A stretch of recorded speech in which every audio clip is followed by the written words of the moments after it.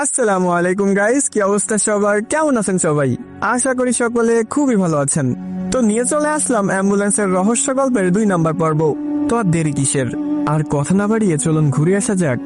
ভয়, রোমাঞ্চকর এবং রহস্যের দুনিয়া থেকে।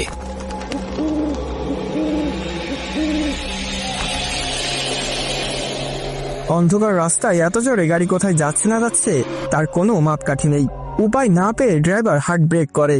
তখনই শোনা যায় পেছনে দরজা খোলার শব্দ। ড্রাইভার তাড়াহুড়া করে মোবাইলের আলো মেরে দেখে হাসিবের লাশটাকে কারা যেন টেনে নিয়ে গেল। হাসিবের মা বাবা অজ্ঞান অবস্থায় সিটে পড়ে আছে। গাড়ি আচমকা ব্রেক করায় ইয়াসিন সাহেবও মাথায় আঘাত খায়। উনি জ্ঞান হারা। ড্রাইভার একা এই বিলের মাঝ রোডে। চারিপাশে ঘুটঘুটে অন্ধকার, যেন বড়সড় একটা ঝড় বয়ে গেছে। অ্যাম্বুলেন্স ড্রাইভার ফোনের আলো জ্বালিয়ে চারপাশে মেরে যাচ্ছে। দরজা আর গ্লাস বন্ধ থাকায় নিজেকে সেফ ভাবছেন উনি। হাসিবের চাচার জ্ঞান হারানো, মা বাবাও পেছনে লাশের মতো পড়ে আছে। অ্যাম্বুলেন্স ড্রাইভারের বুকের ধুকপুকুনের শব্দ চারপাশে যেন ছোটাছুটি করছে। পরিস্থিতি স্বাভাবিক হয়ে গেছে ভেবে উনি আবার অ্যাম্বুলেন্স স্টার্ট দেওয়ার চেষ্টা করে। কয়েকবার স্টার্ট দেওয়ার পরেও উনার চেষ্টা ব্যর্থ হয়। একদিকে ভয়, অন্যদিকে এখানে ফেসে যাওয়ার রাগ, দুইটাই উনার মস্তিষ্কে ঘুরপাক খাচ্ছে। জেদ করে উনি আরো কয়েকবার অ্যাম্বুলেন্স স্টার্ট দেওয়ার চেষ্টা করলেন, কিন্তু কোনো মতেই কোনো কাজ হচ্ছিল না। বাহিরে তাকিয়ে দেখে চারপাশে কোনো জনবহুল নেই। আবারও ডানে বামে নজরবাজ করতে করতে উনার চোখ আটকে যায় সেই গ্রামে, অর্থাৎ যেটি রাস্তার ডান পাশে বিলের পর।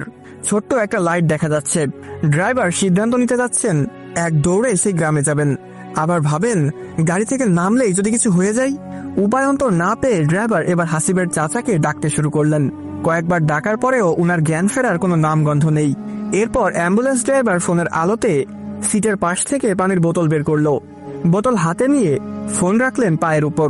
কাপা কাপা হাতে তিনি বোতলের মুখ খুললেন। এরপর সজোরে সব পানি নিক্ষেপ করলেন হাসিবের চাচার মুখে। আচমকা পানির স্পর্শ পেয়ে হাসিবের চাচা লাফ মেরে উঠলেন। উঠতেই তিনি কান্না শুরু করে দেয়। আমার ভাতিজার লাশটা নিয়ে গেছে শয়তানগুলা। কান্না দেখে ড্রাইভার ওনাকে শান্ত করার জন্য বলে, চাচা কান্না করে কোনো লাভ নেই, এখন আমাদের নিজেদেরকে বাঁচাতে হবে। ওই দেখুন সামনে একটা গ্রাম, বিলটা পার হয়ে আমরা যদি ওই গ্রামে যেতে পারি তবে রাতটা কাটিয়ে দিতে পারবো। আসুন। ড্রাইভারের কথায় হাসিবের চাচা হ্যাঁ সম্মতি দিলেন। ড্রাইভারও এবার মোটামুটি সাহস পাচ্ছেন। তিনি হুট করে দরজা খুলে দৌড়ে যান পেছনে। ড্রাইভার মূলত এসেছিল হাসিবের মা বাবাকে তোলার জন্য, কিন্তু পেছনে আসতেই উনি দেখেন অ্যাম্বুলেন্স থেকে কিছুটা দূরে রাস্তার মাঝে হাসিবের লাশ পড়ে আছে, এবং সেই লাশের উপর 4-5টা কালো অভায়ব। অন্ধকার হওয়ায় শয়তানগুলোকে স্পষ্ট দেখা যাচ্ছিল না, তবে ড্রাইভার এইটুকু খেয়াল করেন ওদের দেহটা আকারে অনেক বড়। 4-5 জন মানুষকে একত্রিত করলে যতটা লম্বা হবে ঠিক ততটা গায়ের গঠন। অ্যাম্বুলেন্স ড্রাইভার তাদের দেখতে পেয়ে হুঁশ হারিয়ে ফেলে, মূর্তির মতো সেখানেই দাঁড়িয়ে যায়। এদিকে সেই বিশাল আকারের শয়তানগুলা হাসিবের দেহ ছিঁড়ে ছিঁড়ে খাচ্ছে। হাসিবের চাচা তখন বেরিয়ে এসে বলেন, কি করছেন আপনি? কথাটা শেষ হতে না হতে উনি দেখেন ওই অশরীরীদের, কিন্তু এতক্ষণ ঠিকই ছিল। এখন হাসিবের চাচার কণ্ঠস্বর শুনে সেই অশরীরীরা তাদের দিকে তাকাই। অ্যাম্বুলেন্স ড্রাইভার প্রায় কান্না করে দিচ্ছিল। বাঁচার যেন কোনো উপায় বাকি রইল না। ওদের চোখটা সাদা বর্ণের, পুরো দেহে শুধু চোখ দুইটা জল করছে। সেই মুহূর্তে ড্রাইভারকে চমকে দিয়ে হাসিবের চাচা চিৎকার মেরে বললেন, আল্লাহু আকবার, আল্লাহু আকবার, লা ইলাহা ইল্লাল্লাহ। দূর হয়ে যা শয়তান। এইভাবে আল্লাহর কালাম উচ্চারণ করতে করতে হাসিবের চাচা এগিয়ে আসে। তখনই চোখের সামনে সেই অশরীরীগুলা কেমন বিরক্ত হয়ে যায়। রাস্তার ঠিক মাঝখানে তারা হাসিবের দেহটাকে ছিঁড়ে খাচ্ছিল। হাসিবের চাচার মুখে আল্লাহর কালাম শুনে তারা বিদ্যুতে এক চিৎকার দেয়।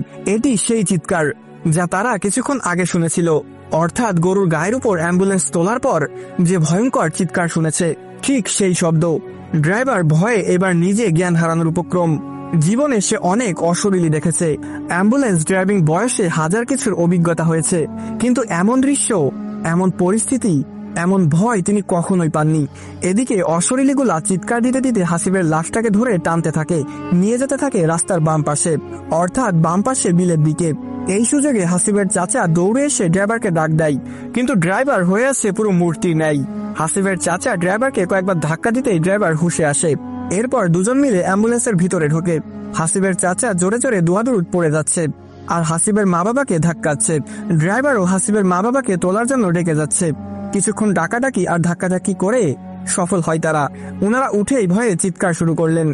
ড্রাইভার এইবার নিজের ফোন বের করে। এরপর লাইটের আলোতে ওনাদের বলে, তাড়াতাড়ি চলুন, নয়তো আমাদের সবার প্রাণ যাবে। হাসিবের মা বাবা বুঝে যায় সব, উনারাও তড়িঘড়ি করে অ্যাম্বুলেন্স থেকে নামে। হাসিবের চাচার মুখ থেকে আল্লাহর কালাম বন্ধ হচ্ছে না, তিনি জোরে জোরে সূরা পড়ছেন আর সবাইকে বের করছেন। রাস্তায় নেমে ড্রাইভার দেখিয়ে দেয় ডান পাশের বিল। বিলের মাঝে সরু একটা পথ আছে যা ওপারের গ্রামের দিকে গেছে। হাসিবের বাবা তার স্ত্রীকে ধরে সেই বিলের দিকে নেমে যায় আর ছুটতে লাগলেন ওপারের দিকে। হাসিবের চাচাও দৌড় লাগান। যেহেতু ড্রাইভারের হাতে ফোন, তাই সে সবার পিছনে রয়ে গেল, কারণ বিলেও প্রচুর অন্ধকার। আলোর অপশন শুধু এই একটা ফোন। যদি এখান থেকেই সব শেষ হয়ে যেত তবে হয়তো ভালো হতো, কিন্তু না, এখানেই সব শেষ হয়নি। আক্রমণ তো তাদের উপর মাত্র শুরু হলো। বিলের সরু পথে কিছুদূর আসার পরপরই পেছনে আবার সে বিদঘুটে শব্দ শোনা যায়। ড্রাইভার এক নজরে পেছনে তাকিয়ে দেখে অ্যাম্বুলেন্সের ঠিক সামনে একটা মানুষ দাঁড়িয়ে আছে। না, সাধারণ মানুষের মতো ছোট নয়, কিছুক্ষণ আগে যাদের দেখেছিল তাদের চেয়ে 10 গুণ বড়, অর্থাৎ পুরো 20 তলা বিল্ডিং এর সমান লম্বা একজন মানুষ। মাথা যেন আকাশে ছুঁয়ে গেছে। ড্রাইভার এমন দৃশ্য দেখে নিজেকে পারেনি কন্ট্রোল করতে, ব্যালেন্স হারিয়ে ধপাস করে বিলের মধ্যে পড়ে যায়। ফোন যেহেতু ড্রাইভারের হাতে ছিল, তাই বাকিরাও পথভ্রষ্ট হয়ে গেল। দৌড়ের মাঝে আচমকা আলোর অভাবে সবাই নিচে পড়ে গেল। ড্রাইভার তাড়াহুড়া করে নিজের ফোন খুঁজতে যাচ্ছিল, তখনই ধানগাছের ভেতর থেকে কিছু হাত ড্রাইভারকে আক্রমণ করতে লাগলো। ড্রাইভারের পিঠে আঁচড় কাটতে শুরু করলো। ওদের বড় বড় নখ ড্রাইভারের পিঠের চামড়া ছিঁড়ে দিচ্ছে। ড্রাইভার যন্ত্রণায় জোরে চিৎকার দিয়ে বলে, আল্লাহ রে, রক্ষা করো আল্লাহ। ড্রাইভারের মুখে আল্লাহর নাম শুনতেই হুট করে হাতগুলা ধানগাছের ভিতরে চলে যায়। ড্রাইভারের মনে হচ্ছিল তার গায়ে অসংখ্য পেরেক মারা হয়েছে, তবুও যান বাঁচানোর জন্য তিনি ফোনটা খুঁজে বের করে। মুখে আল্লাহর নাম নিয়ে উঠে দেখে অন্ধকারে হাসিবের মা বাবা আর চাচা দৌড়াচ্ছে। অনেক দূরে চলে গেছে তারা। ড্রাইভার আর তাকায়নি পেছনে। আল্লাহর নাম নিয়ে গায়ে যত শক্তি আছে সব শক্তিতে দৌড় দেয়। বিলটা যেন ধীরে ধীরে বড় হয়ে যাচ্ছে। রাস্তা থেকে মনে হচ্ছিল 5 মিনিটে ওপারে চলে যেতে পারবে, কিন্তু এখনো ড্রাইভারের মনে হচ্ছে আরো 5 মিনিট দৌড়াতে হবে। ড্রাইভার অনেক কষ্টে দৌড়ে অবশেষে হাসিবের চাচার পেছনে আসে। তখনই ড্রাইভারকে পেছন থেকে হাসিবের চাচা ডেকে বলে, ভাই, আমাদের জন্য দাঁড়াও। ড্রাইভার পেছনে হাসিবের চাচার ডাক শুনে থমকে দাঁড়ায়। হাসিবের চাচা পেছনে হলে সে কার সাথে দৌড়াচ্ছে? ড্রাইভার এক নজর পেছনে তাকিয়ে দেখে হাসিবের পরিবার দৌড়ে আসতেছে। এরপর আবার ড্রাইভার সামনে তাকায়, কেউ নেই, সামনের পুরো বিল খালি। ড্রাইভার ভয়ে জোরে জোরে আল্লাহকে ডাকতে শুরু করে। উনার চোখ দিয়ে পানি ঝরতে লাগলো। ততক্ষণে হাসিবের পরিবার চলে আসে। ড্রাইভার তাদেরকে নিয়ে দৌড় লাগায় সামনের গ্রামে। এখানেই সব শেষ হয়ে যেতে পারত, কিন্তু শেষ এখনো হয়নি। দৌড়াতে দৌড়াতে তারা যখন বিলের অর্ধেক চলে আসে, তখনই হাসিবের চাচা জোরে চিৎকার দিয়ে ওঠে, যেন কঠিন আঘাত পেয়েছে উনি।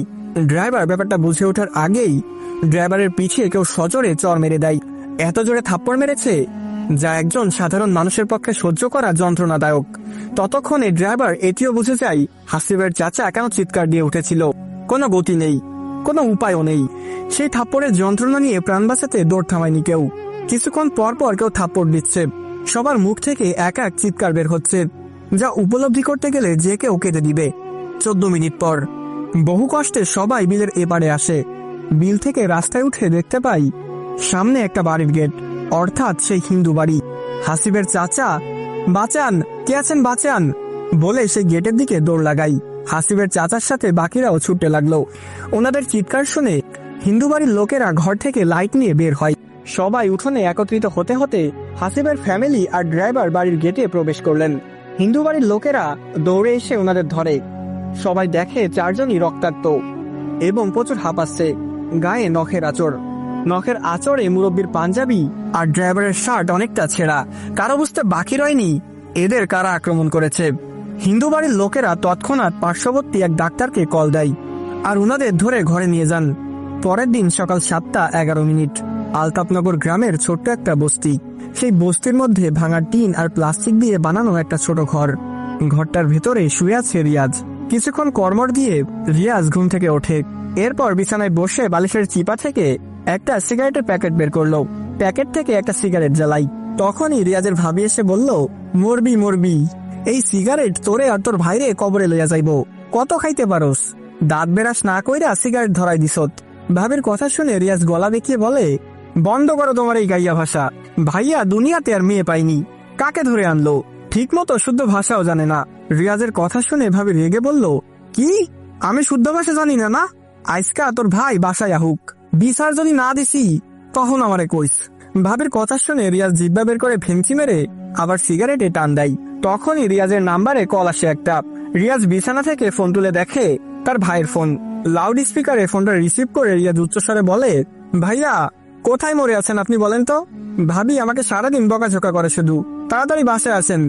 রিয়াজের কথা শুনে ফোনের ওপাশ থেকে একজন মহিলা বলে, আপনার ভাই গতকাল অ্যাক্সিডেন্ট করেছে, এখন পঞ্চগড় হাসপাতালে ভর্তি, সারা শরীর ওনার ক্ষত বিক্ষত, পঙ্গু হয়ে গেছে প্রায়, তাড়াতাড়ি আসুন। কথাটা শুনে রিয়াজের হুশ উঠে যায়। লাউড স্পিকারে থাকায় রিয়াজের ভাবিও কথাটা শুনে ফেলে। আর কি, শুরু হয় কান্নাকাটি। কি ভাবছেন শেষ? না না, ঘটনা মাত্র শুরু।